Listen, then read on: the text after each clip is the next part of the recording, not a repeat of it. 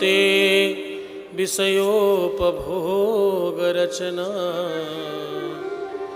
निद्रा समाधिस्थितिः संचारः प्रदयौ प्रदक्षिणविधि स्तोत्राणि सर्वा गिरो यद् यद् कर्म करोमि तत्तदखिलं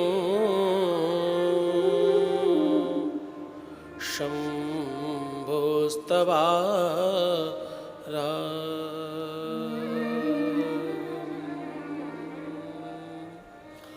करचरण कृतं वा क्वायजं कर्मजं वा श्रवण नयनजं वा मानसं वा परादं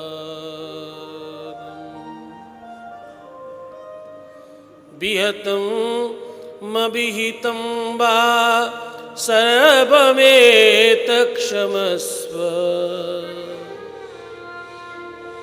जय जय जय करुणाब्धे श्री महादेव शंभो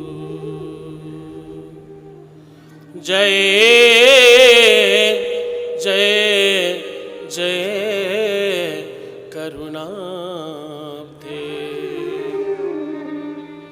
श्री महादेव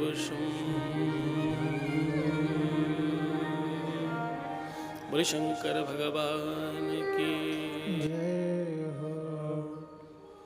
हर हर महादेव शंभो काशी विश्वनाथ गंगे हर महादेव शंभो काशी विश्वनाथ गंगे हर हर महादेव शंभो काशी विश्वनाथ गंगे हर हर महादेव शंभो काशी विश्वनाथ गंगे काशी विश्वनाथ गंगे माता पार्वती संगे काशी विश्वनाथ गंगे माता पार्वती संगे हर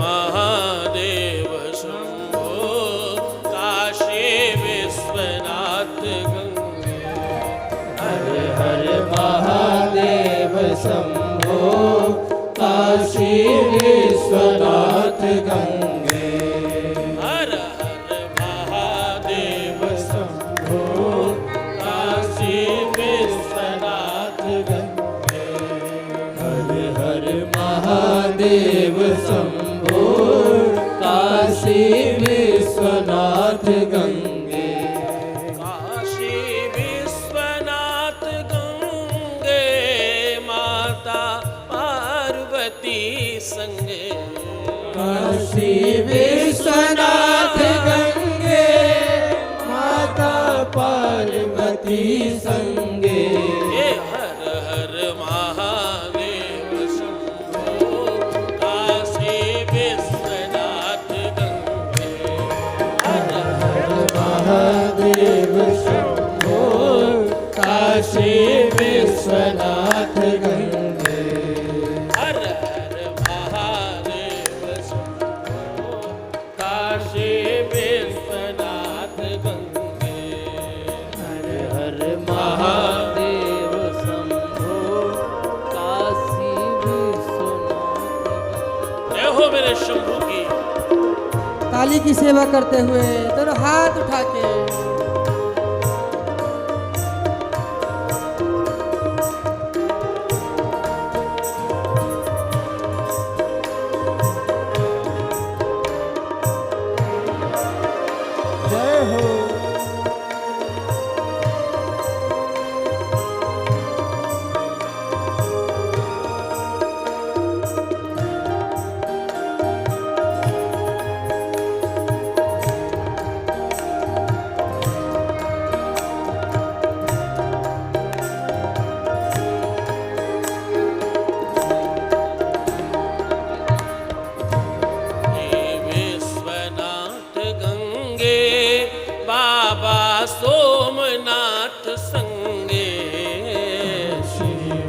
विश्वनाथ गंगे बाबा सोमनाथ संगे शंभु सोमनाथ संगे बाबा देवेश्वर संगे सोमनाथ संगे श्री शैलेश्वर संगे बाबा शैलेश्वर संगे श्री रामेश्वर संगे शैलेश्वर संगे श्री रामेश्वर संगे बाबा रामेश्वर संगे श्री नागेश्वर संगे बाबा रामेश्वर संगे श्री नागेश्वर संगे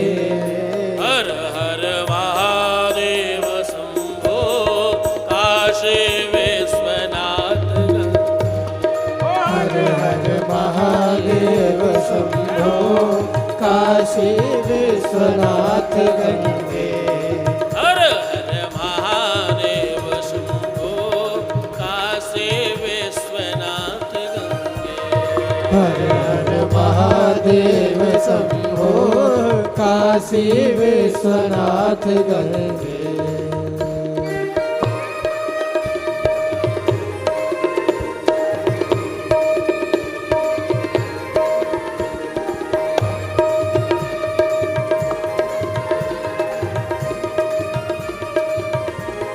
जय हो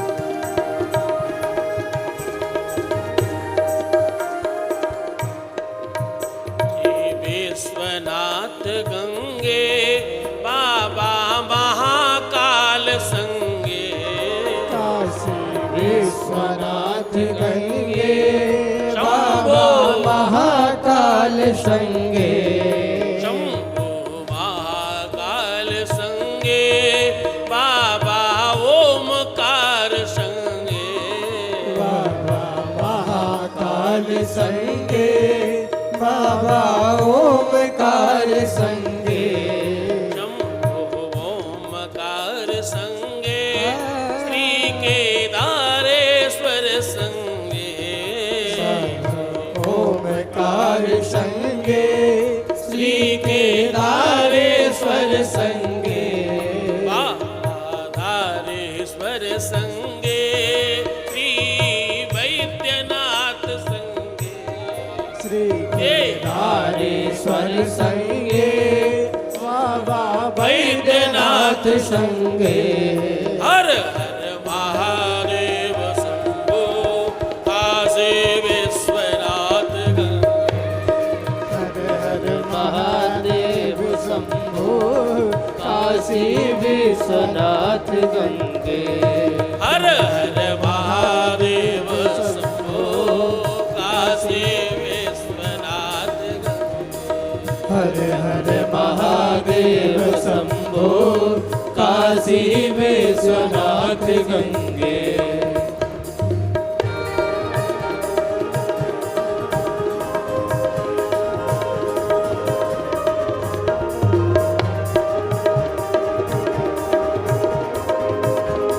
काली की सेवा करते हुए दोनों हाथ उठा के बोले शंकर भगवान की जय हो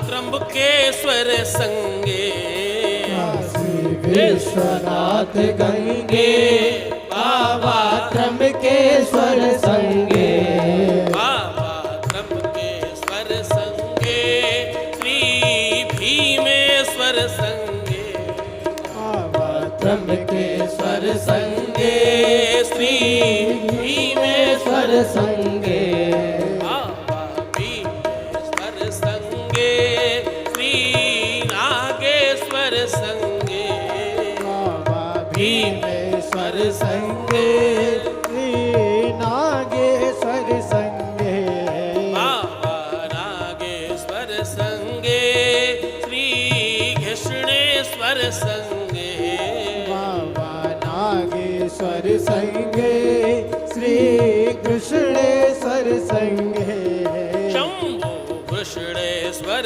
संगे श्री प्रेमेश्वर संगे शंभो कृष्णेश्वर संगे श्री प्रेमेश्वर संगे हर हर महादेव शंभो काशी विश्वनाथ गंगे हर हर महादेव शंभो काशी विश्वनाथ गंगे हर हर महादेव शंभो काशी विश्वनाथ गंगे महादेव शंभो काशी विश्वनाथ गंगे हर हर महादेव शंभो काशी विश्वनाथ गंगे हर हर महादेव शंभो काशी विश्वनाथ गंगे हर हर महादेव शंभो काशी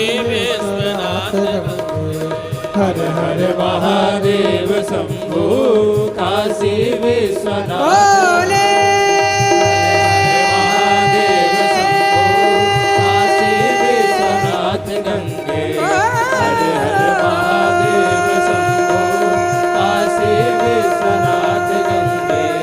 हर हर महादेव शंभो काशी विश्वनाथ गंगे हर हर महादेव शंभो काशी विश्वनाथ गंगे काशी विश्वनाथ गंगे बोलो शंकर भगवान की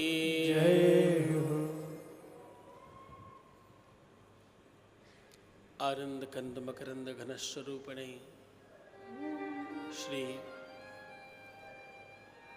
देवताओं से आराध्य देवों के देव महादेव की गाथा श्री शिव महापुराण एवं समुपस्थित श्रोता वृंद माताएं बहनें बेटियां बच्चियां बाल गोपाल बंधु सखा मित्र एवं आज के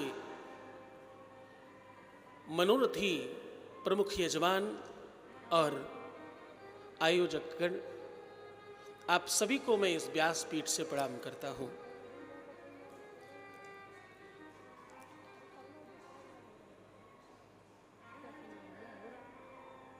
इस कथा में 1.25 करोड़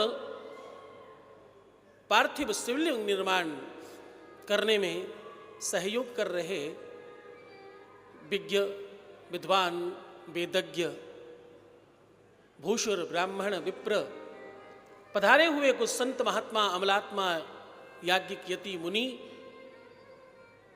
और हमारे समकक्ष संगीतज्ञ एवं आस्था लाइव के माध्यम से यूट्यूब फेसबुक इत्यादि के माध्यम से सुन रहे सुदूर प्रदेशों में अपितु कई देशों में बैठे श्रवण कर रहे समस्त शिव भक्तों के हृदय प्रदेश में विराजमान महादेव को मैं प्रणाम करता हूं।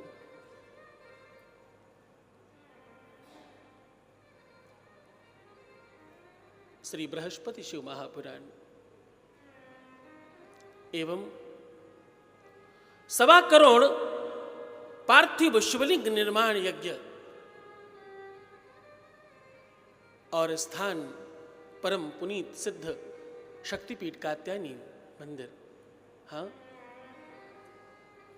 और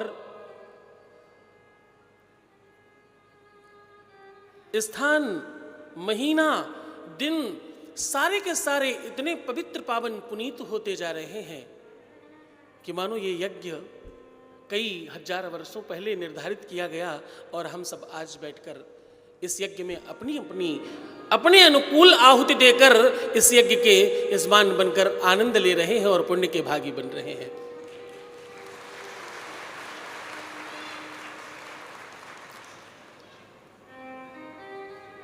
ये संपूर्ण क्षेत्र,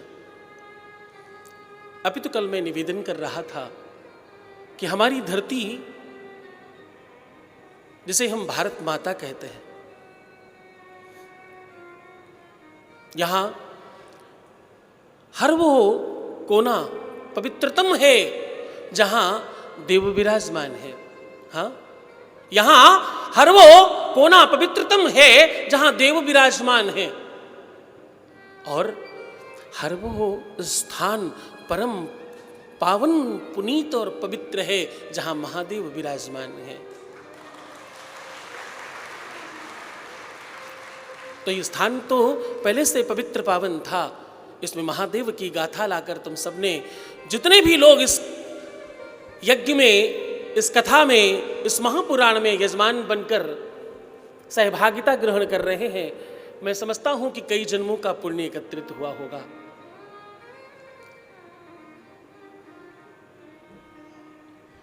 इस कथा में किसी भी तरह से यजमान बनना केवल धन की बात नहीं है। हाँ? मनोरथी होना केवल धन की बात नहीं है, यह संयोजन है उस महादेव का जिसके जीवन में वो पवित्रता, वो पुनीतता, वो दिव्यता लाना होगा। महादेव उसके मानस में वो भाव उत्पन्न करेंगे। धन होना और धन पवित्र कार्य में खर्च हो जाना, ये दोनों अलग अलग काम हैं। मैं सत्य कहूं एक बात, अधिकतर देखा गया है जिनके पास धन थोड़ा कम भी होता है ना, वो भक्ति अधिक होने पर बड़े बड़े धनिकों से ज्यादा खर्च करते हैं और इस प्रकार के पवित्र पावन कार्य में, यज्ञ में, कथा में अपनी सहभागिता बढ़ चढ़ कर रखते हैं। आज हमारी एक बिटिया यहीं पास दिल्ली से आई है, बहुत धनाढ्य नहीं है, उसके बावजूद मना करते करते करते करते खूब अच्छे पैसे देकर, नहीं गुरुदेव मैं तो पूरी कथा कराना चाहती हूँ, अगर मुझे अवसर लगे तो मैं तो पूरी की पूरी कथा स्वयं से कराऊं, महादेव मुझे उस लायक बनाए, नहीं हो सकता तो कम से कम एक दिन में कुछ किसी रूप में मैं सहभागिता तो जरूर रखना चाहती हूँ। आगे बढ़कर स्वयं से और जैसे तैसे व्यवस्था करके, कल भी कथा सुनकर भाग के चले गए और आज फिर से आकर के जैसे तैसे व्यवस्था करके इसमें सम्मिलित हो गए। हाँ, हमारे कुछ बच्चे गुजरात से आए हैं, आए तो दर्शन करने थे, कुछ बात बनना मानस ऐसी बनी, कुछ व्यवस्था ऐसी बनी, महादेव की ऐसी कुछ वाणी कान में प्रवेश की और हृदय प्रदेश में जाकर उसने उत्साह बढ़ाया। वो कहते हैं जामनगर आकर के कथा करिए, जामनगर में कथा कराना चाहते हैं, महादेव हम पर कृपा करें, अभी हम आ गए, एक दिन तो भाई हम यजमान बन के कथा सुनना चाहते हैं। तो बड़ा जोरदार तालियों के साथ इन सब का स्वागत करें, इन सब का उत्साह वर्धन करें। ये सब हृदय से बहुत अमीर हैं। वैसे तो खैर बाबा की कमी नहीं है, बाबा ने खूब दिया है, लेकिन ये सब हृदय से बहुत बड़े हैं और बहुत अमीर हैं। धन कभी भी रुक सकता नहीं, धन का काम है चलते रहना, यहां से आएगा वहां जाएगा, वहां से आएगा कहीं और जाएगा। और धन का लक्षण भी यही है कि चलता रहे। जल, बुद्धि और धन ये रुके नहीं तो ही साफ है, तो ही सुंदर है, तो ही अच्छा है। जल एक जगह रुक जाए तो गंदा हो जाता है, बहता रहे तो साफ होता है। बुद्धि रुक जाए तो इंसान पागल हो जाता है, थोड़ा थोड़ा चलता रहे तो इंसान का काम चलता रहता है। ऐसे ही धन थोड़ा थोड़ा चलता रहे, आवागमन बना रहे।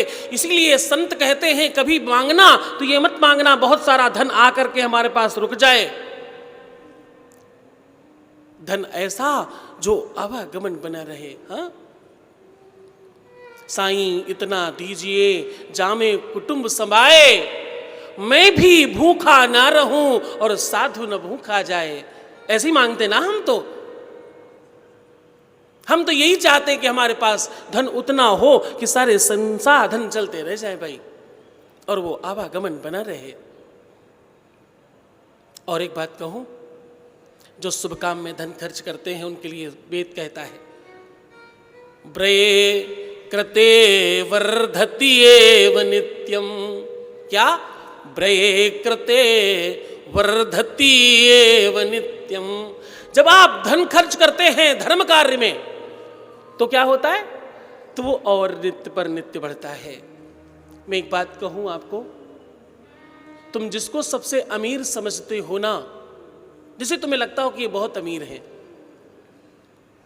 चाहे वो मारवाड़ी संप्रदाय हो, चाहे वो गुजराती संप्रदाय हो, चाहे वो हमारे कायस्थ संप्रदाय के हों, कुछ ब्राह्मण संप्रदाय के हों, किसी भी संदर्भ में जिनको आप बहुत बड़ा समझते हो ना, बड़ा रिच समझते हो ना, तुम देखना उनके घर में किसी न किसी रूप में धर्म बड़े रूप में हो रहा होगा। बिना धर्म के धन आता नहीं है, बिना धर्म के धन आपके घर में अच्छे से रुकता नहीं है। तुम बोलते हो ना बरकत नहीं होती, बरकत कैसे होगी? तुम गड़बड़ कर रहे हो।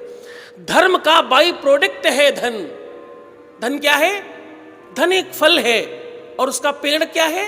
उसका पेड़ धर्म है। धर्म का पेड़ लगाओगे तो उसमें से जो फल निकलेगा वो क्या होगा? वो धन होगा, वो सुख होगा, वो बाई प्रोडक्ट है। तुम्हारे यहां बरकत कैसे होगी? एक बात कहूं, आज से महापुराण शुरू करें उसके पहले ये बात तुम्हें जाननी चाहिए। तुम में से ओम जय जगदीश हरे किसको किसको आता है? मैं हमेशा कहता हूं ये वाली आरती मुझे बहुत पसंद आती है। जिनको जिनको ओम जय जगदीश हरे आता है जरा हाथ उठाना। मुझे पूरी नहीं आती इसलिए पूछ रहा हूं। मुझे आखिरी वाली लाइन पक्का याद करके रखी है मैंने। अच्छा देखो, संतों की महिमा देखो, उन्होंने सबसे आखिरी में तुम्हारे मतलब की बात लिखी है। बाकी सारी आरती तो निकल गई, सबसे आखिरी वाली लाइन ताकि तुम भूल ना जाओ इसलिए उन्होंने सबसे लास्ट में लिखा। क्या लिखा मालूम? तो हमारे साथ बोलना, तन मन धन सब है तेरा, स्वामी सब कुछ है तेरा, और तुझको अर्पण क्या लागे मेरा। ओम जय जगदीश हरे, है ना? अब इस लाइन को लिखते ही आरती तत्काल वेंडअप कर दी गई, बंद कर दी गई। जो था मतलब हाँ सुख संपत्ति पावे और भाई घर जावे और सब कुछ कंप्लीट करके उन्होंने आरती कंप्लीट कर दी। आखिरी में ये लाइन क्यों रखी उसके पीछे का अर्थ बता रहा हूं। हम सब कितने चालाक हैं, हम कितने चतुर हैं। हमने ये ठान रखा है कि हमें हमारे घर में बरकत नहीं चाहिए, उसका प्रमाण दे रहा हूं तुम्हें। तुम्हारे घर में बरकत क्यों नहीं होती उसका प्रमाण दे रहा हूं। तुम्हारे घर में धन क्यों नहीं रुकता उसका प्रमाण दे रहा हूं। एक संकट आता दूसरा तैयार खड़ा है, ये संकट कंप्लीट करो तब तक वो आपकी डोरबेल बजाने के लिए खड़ा है। हाँ, ऐसा क्यों होता है मालूम? इसी आरती से समझ जाओगे। तेरा तुझको अर्पण क्या लागे मेरा, ये कह के आरती जो कोई नर गावे, हाँ, और आरती बेंडअप की गई और तत्काल तुम्हारे पास पहुंची आरती। फिर तुमने क्या किया? अपनी पर्स निकाली और उंगली चलानी शुरू कर दी। सबसे खराब वाली नोट कहाँ है? सबसे सड़ी गली वाली, सबसे गंदी वाली नोट कहाँ है? सबसे छोटी वाली नोट कहाँ है? और सिक्के किधर पड़े? तो फिर तुमने वो लाइन चेंज कर दी तत्काल। सड़ी गली सब तेरी, सिक्के भी तेरे, स्वामी सिक्के भी। दुकान वाला लेता नहीं सिक्के तो भैया क्या करें, कम से कम आरती में डाल के काम चलाएं। सिक्के भी तेरे, सुख संपत्ति मेरी, संकट सब तेरे। जब कोई दोबारा संकट पड़ेगा हम फिर आएंगे। भगवान मेरी सुन लो ना प्लीज, 500 का प्रसाद चढ़ाऊंगा भैया, मान लो मेरी बात। अब भगवान सोचता होगा मैंने 500 रुपये देखे ही नहीं, बाप रे कितना बड़ा प्रसाद मान दिया है। नहीं, लोभ करो बुराई नहीं है, लालच करो बुराई नहीं है, चालाकी करो बुराई नहीं है, लेकिन अपना ध्यान जरूर रखो। इसमें तुम्हारा अपना नुकसान हो रहा है, किसी और का नहीं। आजकल तो दुकान वाले कहते हैं घी खरीदने जाओ तो, आजकल दुकान वाले पूछते हैं घी किस चीज के लिए चाहिए, खाने के लिए या पूजा के लिए।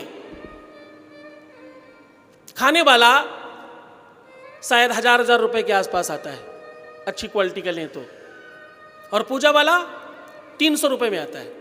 कुछ कुछ जो लोग 200 वाला भी ले आते हैं। ऐसे ऐसे महापुरुष हैं कि 150 में भी लाने को तैयार है।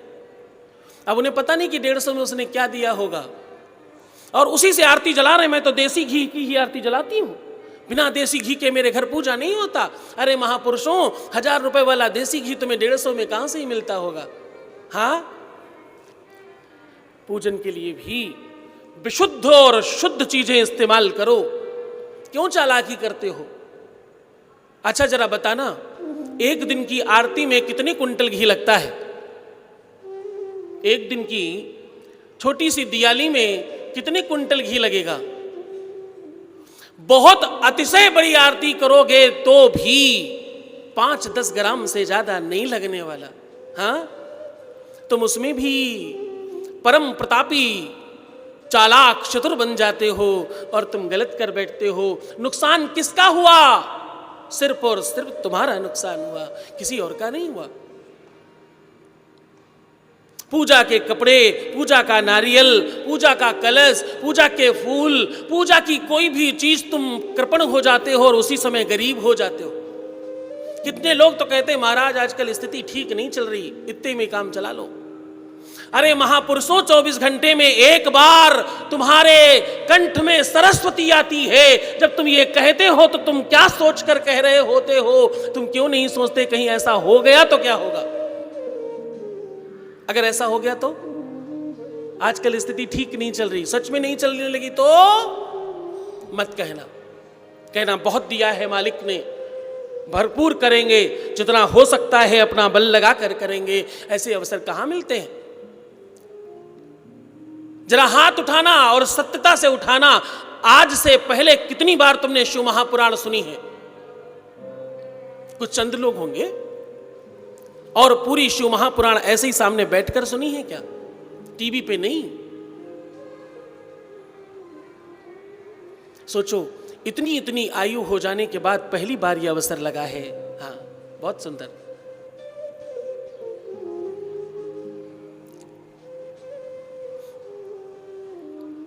आप लोगों में से कितने लोग हैं जो एक दिन के भी कभी यजमान बने होंगे? हाथ उठाओ जरा।